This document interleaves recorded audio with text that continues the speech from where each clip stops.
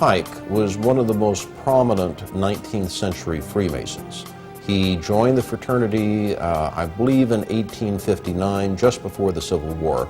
He was a scholar of ancient languages, was very familiar with what we would call comparative religion today, and he was given the task by the Supreme Council for the Southern Jurisdiction to rewrite their rituals. And this he did just before the Civil War, and then after the Civil War, he was elected Grand Commander of the Southern Jurisdiction, and he served in that position until his death in, I think, 1891. Pike held the office of Sovereign Grand Commander for the Southern Jurisdiction, which is based in Washington, D.C. Albert Pike's great contribution to the Scottish Rite is his book, Morals and Dogma of the Ancient and Accepted Scottish Rite of Freemasonry. On the title page it reads, "Esoteric Book for Scottish Rite Use Only, to be returned upon withdrawal or death of recipient." It's given to the new Masons after they've gone through a series of stuff. Then they're given a copy of Albert Pike's book. Pike declared that the true definition of Freemasonry is an advance toward the light.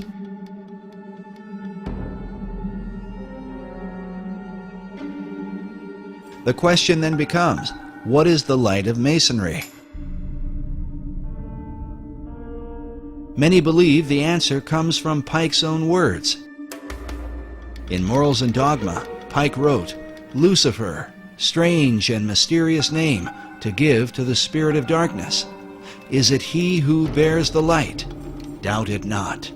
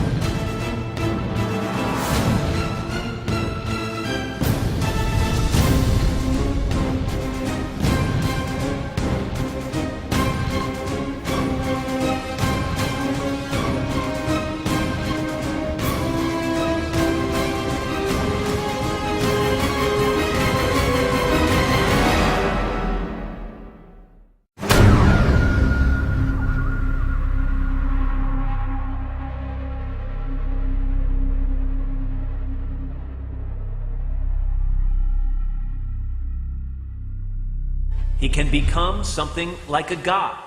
You might be surprised to learn the founders had a similar idea. There is a painting in the Capitol. Yes. Tell me about it. Well, it's a painting that I was shocked to find was there.